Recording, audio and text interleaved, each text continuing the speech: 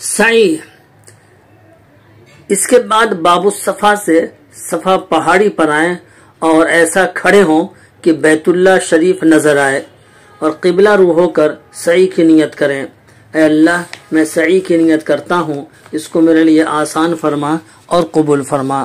پھر دونوں ہاتھ اس طرح اٹھائیں جس طرح دعا میں ہاتھ اٹھاتے ہیں، پھر بلند آواز سے اللہ اکبر اللہ اکبر اللہ اکبر وللہ الحمد 3 مرتبہ پڑھیں، اور پھر 3 مرتبہ یہ پڑھیں لا الہ الا اللہ وحدہ لا شریک لہ لہ الملک ولہ الحمد وہو علی کل شیء قدیر، لا الہ الا اللہ وحدہ انجز وعدہ ونصر عبدہ وہزم الاحزاب وحدہ۔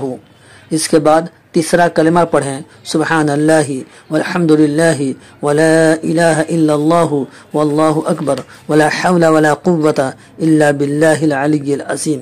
اس کے بعد آہستہ سے درود شریف پڑھیں، پھر نہایت خشوع خضوع کے ساتھ تھوڑی دیر اپنے لیے، اپنے خاندان، رشتہ دار، دوست احباب، جن لوگوں نے دعا کی درخواست کی ہے، سب کے لیے رو رو کر دعا کریں۔ دعا سے فارغ ہو کر اپنی داہنی طرف پلٹیں اور صفا سے مروہ کی طرف چلیں، راستے میں ذکر اور دعا میں مشغول رہیں۔ جب آگے بڑھیں تو سبز یعنی ہرے رنگ کے ستون ملیں گے اور ہری ہری بتیاں بھی جلتی ہوں گی۔ ہری بتی کے نشان سے 4-6 ہاتھ پہلے سے دوڑنا شروع کر دیں۔ یہ دوڑنا بہت تیز نہ ہوگا بلکہ درمیانی چال سے دوڑیں۔ یہ دوڑنا صرف مردوں کے لیے ہے، عورتیں نہ دوڑیں، اور اس درمیان خوب دعا کریں۔ یہ دعا کی قبولیت کی جگہ ہے، اور یاد ہو تو یہ مختصر دعا بھی کریں رب اغفر وارحم وانت الاعز الاکرم۔ ترجمہ: اے اللہ، معاف کر دے اور رحم فرما، آپ ہی سب سے زیادہ عزت والے اور بزرگ ہیں۔ اس کے بعد جب دوسری ہری پٹی آئے تو 4 ہاتھ یا 6 ہاتھ پہلے ہی دوڑنا بند کر دیں اور آرام سے چلتے ہوئے دعا پڑھتے ہوئے مروہ پر پہنچ جائیں۔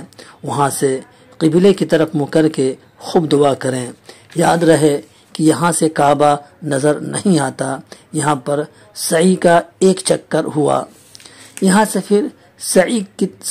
سے پھر صفا کی طرف جائیں گے، یہ دوسرا چکر ہوا، پھر مروہ کی طرف یہ تیسرا چکر، پھر مروہ سے صفا کی طرف یہ چوتھا چکر ہوا، پھر صفا سے مروہ کی طرف یہ 5واں ہوا، پھر مروہ سے صفا کی طرف یہ 6واں ہوا، پھر صفا سے مروہ کی طرف یہ 7واں چکر ہوا۔ ہر چکر میں صفا اور مروہ پر دعا کریں اور ہری بتیوں کے درمیان دوڑیں۔ اگر سعی کے دوران نماز شروع ہو جائے تو نماز میں شریک ہو جائیں۔ نماز کے بعد جہاں سے سعی چھوڑے تھے وہیں سے دوبارہ سعی شروع کریں۔ 7 چکر ہو جانے کے بعد حرم شریف میں کہیں بھی 2 رکعت نفل نماز پڑھیں۔ یہ نماز واجب یا سنت نہیں ہے، یعنی ضروری نہیں ہے۔ اگر نہیں بھی پڑھے تو کوئی گناہ نہیں ہے بلکہ مستحب ہے، پڑھ لیں تو بہت ہی ثواب کی چیز ہے۔ 2 رکعت نماز پڑھ کر باہر نکل جائیں۔ اب آپ کو عمرہ کا آخری رکن ادا کرنا ہے، یعنی بال کٹوانا ہے۔ مڈوانا افضل ہے، کتروانا بھی جائز ہے۔ مروہ کے باہر درجنوں حجام کی دکانیں ہیں، وہاں بال مڈوا سکتے ہیں اور آپس میں ایک دوسرے سے بھی مڈوا سکتے ہیں۔ اپنے روم میں آ کر بھی بال مڈوا سکتے ہیں۔ عورتیں اپنے تمام بالوں کو پکڑ کر ان کے نچلے حصے سے تقریباً 1.5 انچ یعنی 1 انگل کی مقدار خود سے کاٹ لیں یا محرم سے کٹوا لیں یا کسی دوسری عورت سے۔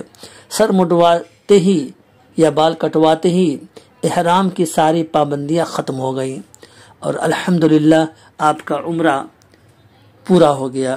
اب روم میں جا کر نہا دھو کر اپنے روزمرہ کے کپڑے پہن لیجئے اور اللہ کا خوب رو رو کر شکر ادا کیجئے کہ اس نے آپ کو عمرے کی توفیق دی اور عمرہ جیسی عظیم الشان عبادت آپ کو نصیب ہوئی۔ الحمدللہ ثم الحمدللہ۔